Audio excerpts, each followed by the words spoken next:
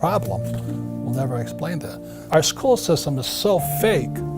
It's more fake than those fake plastic plants are. And these teachers, bless their heart, they don't know any of this. And I really want to talk to you about the most important subject for all of us today, rich, young, poor, or old. It's called financial education. And as you know, our school systems teach us nothing about money. Nothing. It's pathetic. You know, they have financial literacy courses today.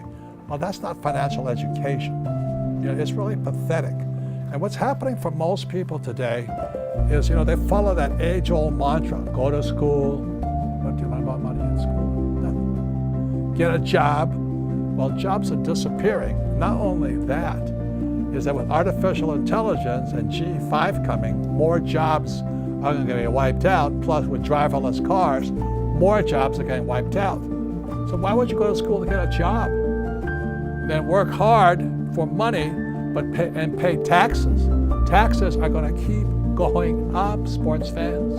They have to. Somebody's going to pay off this massive mountain of debt stacking up all over the world. And the only way they pay off debt is via taxes. And then they tell you to get out of debt. Debt is money. Please understand me. In 1971, when Nixon took the dollar off the gold standard, money became debt.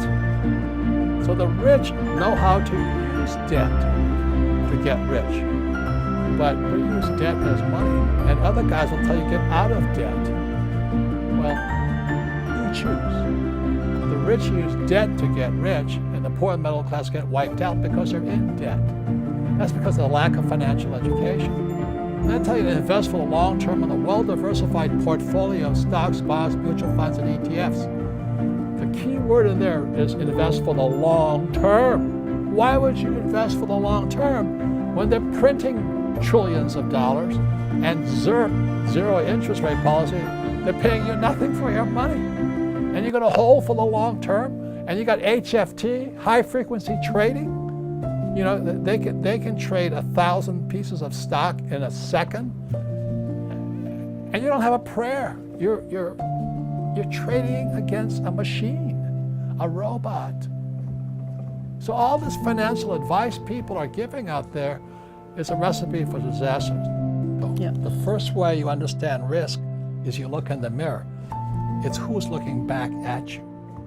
You're the risk, not the investment. For example, I invest in a lot of real estate and say, oh, real estate is so risky. It's nothing. I'll buy ETFs. So you play it safe, but you'll learn more by investing in real estate, right? Because you'll make more mistakes. Yeah. So that's the difference there. So it's not real estate that's risky, it's your risk. Find it.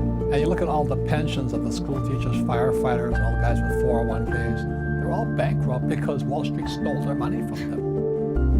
You know, in the Federal Reserve Bank, they're run by PhDs, like my poor dad. And PhD stands for poor, helpless, and desperate. The Fed has not been right in years. Everybody worships the Federal Reserve Bank. The other day, somebody says, what do you think about artificial intelligence? I said, oh, are you talking about the Federal Reserve Bank? You know? They're a criminal operation. They're the guys stealing from our pension system. It's horrible what's going on because we have all these PhDs, poor, helpless, and desperate people who are risk averse. So let me tell you why school makes students poor. So really simply is this. Let's say I have a master's in arts, a Master of Arts degree, right? Yeah. Or a Bachelor of Arts degree. Do I learn anything about income?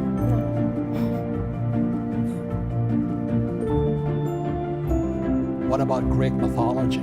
Oh, there you go. That's very important. Nothing about income. And we wonder why kids are leaving school, or young generation, looking for that high-paying job. But now let me ask you this. If you have a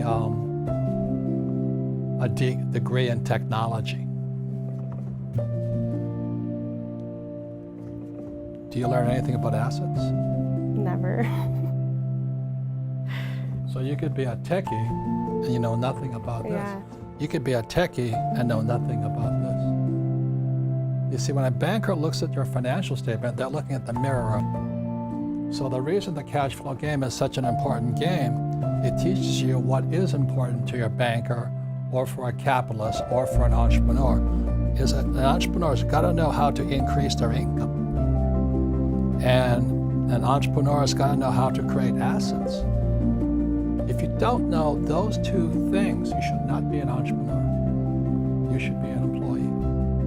Which is why so many young people coming out of school have massive student loan debt over here, right? But they don't know anything about this and about this here. That's risky. So the reason I say only lazy people use their own money is because it takes much more intelligence to raise capital.